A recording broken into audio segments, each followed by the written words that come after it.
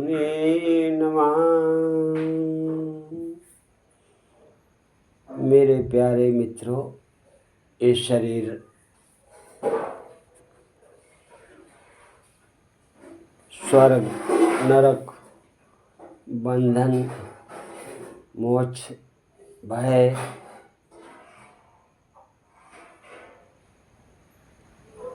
के कारण प्रतीत होता है, और जो चैतन्य आत्म रूप मेरे स्वभाव में पहले से ही है, उसमें ये विचार रहता है कि मैं क्या करूं और क्या ना करूं। इस शरीर का तात्पर्य है कि जब तक कोई मनुष्य अज्ञानी है, शरीर को अपना मानता है, अपने स्वभाव को नहीं जानता, तब तक ये शरीर और संसार सत्य ही है। ज्ञान से रहित मनुष्य अहंकार के कारण शरीर में ही जीवित रहता है और शरीर में ही मृत्यु को प्राप्त हो जाता है। और अहंकार के कारण ही करने वाला और भोगने वाला स्वयं अपने कर्मों का फल भी भोगता है। मन के उपस्थित रहने से उसे स्वर्ग नरक के अनुभव भी होते हैं, क्योंकि वह बंधन में बंधा है इस माया रूपी संसार में, जिसके कारण उसे बारंबार जन्म लेना पड़ता है। वह इस जगत में घूमता रहता है, वह स्वर्ग नरक से डरा हुआ भी है। परंतु जिस ज्ञानी मनुष्य ने अपने आत्म स्वरूप को प्राप्त कर लिया, उसके लिए ये सब कल्पना मात्र है, वास्तविकता नहीं है। आश्चर्य है। मैं हूँ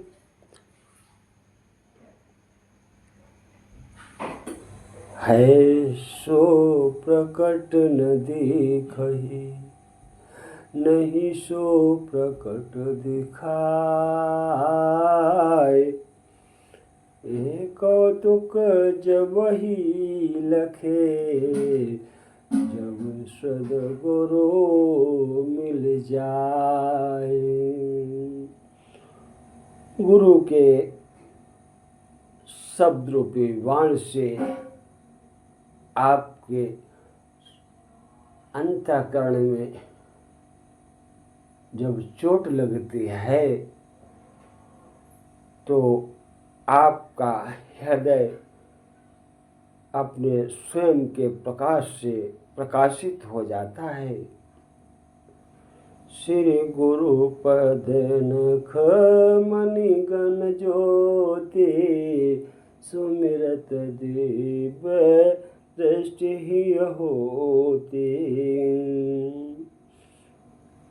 उस समय जैसे ही आपके हृदय में प्रकाश होता है, जन्म जन्मांतर के पाप तत्क्षण भस्म हो जाते हैं,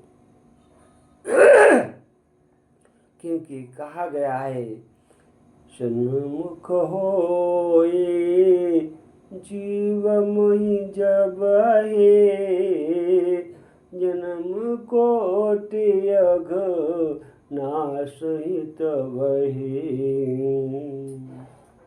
जैसे ही आपका अंतःकरण पवित्र हो और आपका ध्यान अपने आत्म स्वरूप में, अपने स्वभाव में ठहर जाए तो तत्क्षण आपके जन्म जन्मांतर के पाप भस्म हो जाते हैं। इसलिए कि उस समय जब आप अपने स्वभाव में ठहर जाते हैं तो आप अपने कर्म के कर्ता नहीं रहते। कर्ता तो वही चैतन्य स्वरूप होता है। और शरीर की आवश्यकता इसलिए है कि यदि दो नहीं होंगे तो बात कौन करेगा, देख कर बताएगा कौन। और वास्तविकता जान लो तो पता चल जाएगा कि परमात्मा दोनों में है, बाहर भी है भीतर भी है, अर्थात अपने अंदर भी है और इस शरीर जो बाहर है इसमें भी है। उसके सिवा कुछ भी नहीं है। और तभी इस समझ से आपको आश्चर्यजनक लाभ होगा कि आप इस शरीर के आकर्षण में नहीं फंस पाएंगे और जन्म जन्मांतर के चक्कर काटना बंद हो जाएगा। क्यों? क्योंकि गुरु की कृपा से आपको एक नई विचार दृष्टि मिल गई। सृष्टि जहाँ थी वही थी, परंतु उसको देखने का ढंग बदल गया।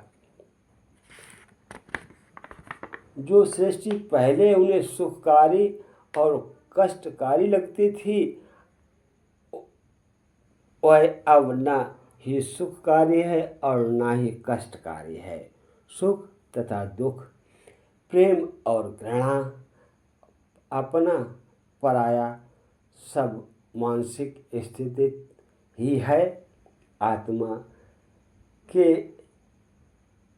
निमित्त सिर्फ है, उससे कोई लगाव नहीं है, न अच्छा न बुरा। ये भेद ही खत्म हो गया। उसकी उपस्थिति को सिर्फ दृष्टा भाव से देख रहे हैं। यही तो परमात्मा के दर्शन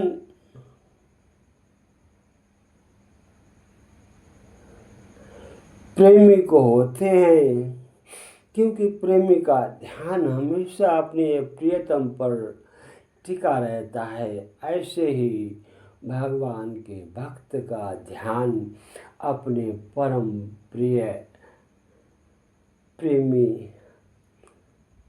परमात्मा पर ही टिका रहता है। तो उसमें आत्मरूप ही दिखाई देता है। जहाँ भी भक्त की दृष्टि जाती है परमात्मा के सिवा कुछ भी नहीं दिखाई देता है। मैं न शरीर हूँ न ही ये शरीर मेरा है, मैं जीव भी नहीं हूँ, तो मैं वास्तव में चैतन्य रूप हूँ।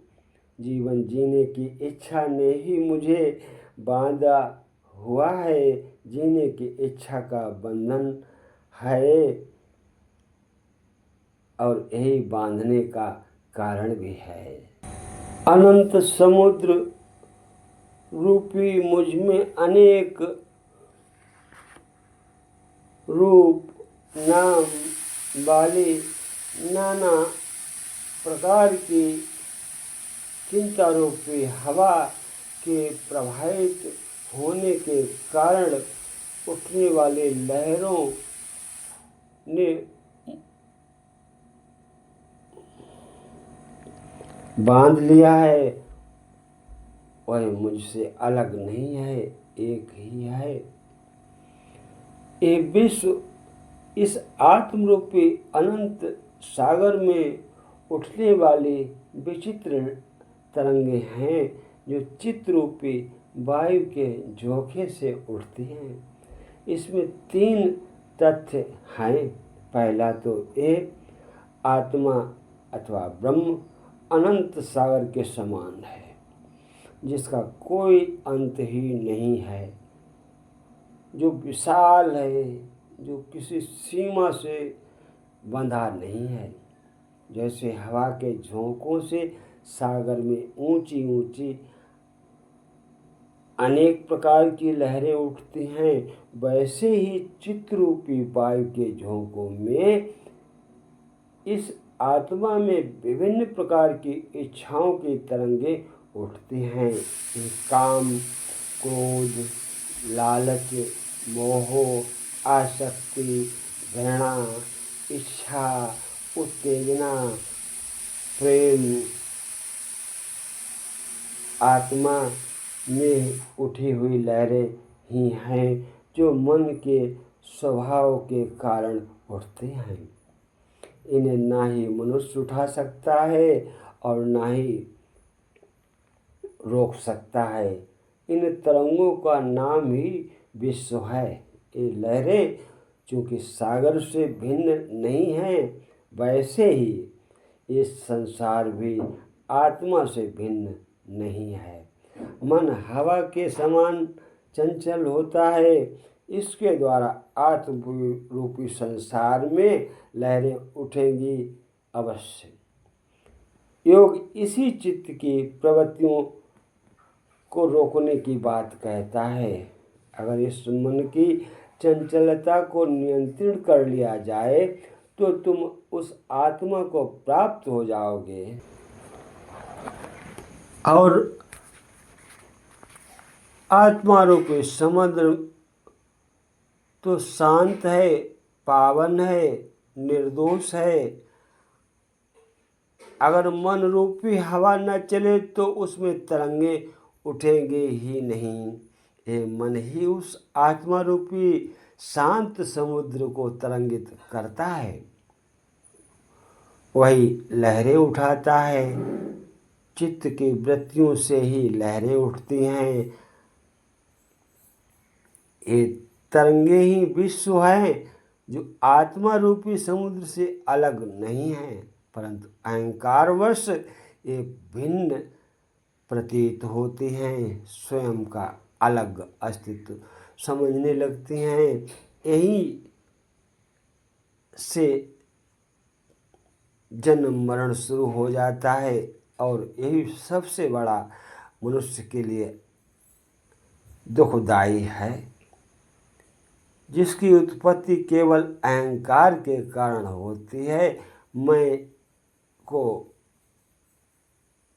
मजबूत करने के कारण होती है। विश्व को आत्मा से अलग मानने का यही कारण है।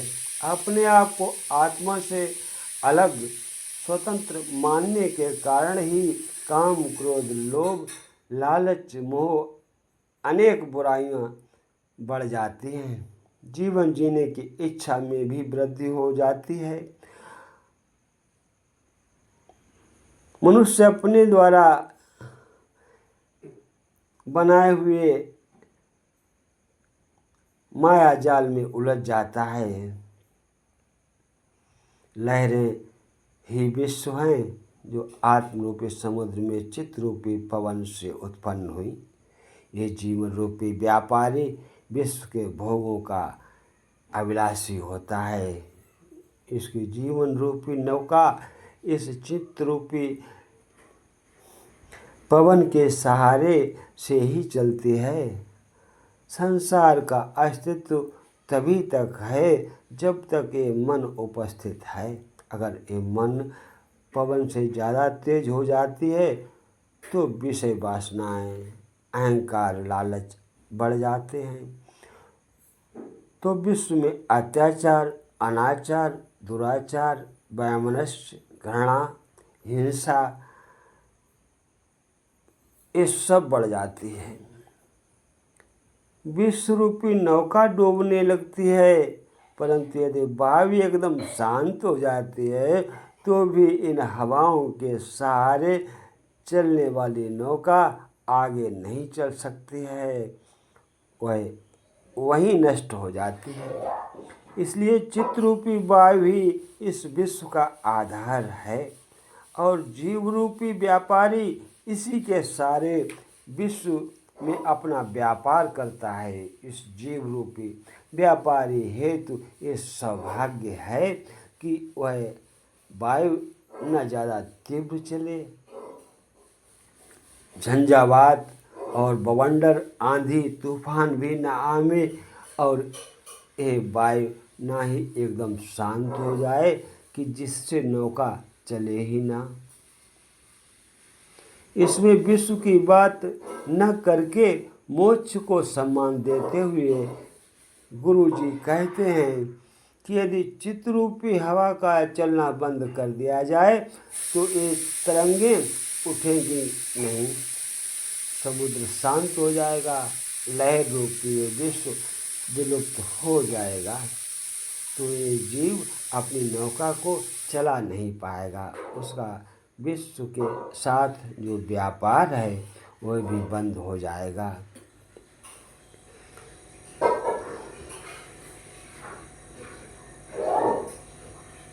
बड़ा भाग्यवान है वह प्राणी जिसने अपने स्वरूप को जान लिया, अपने आप को पहचान लिया।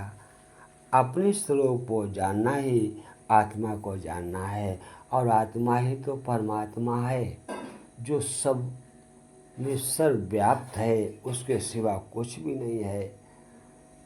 बोलो भगवान की जय।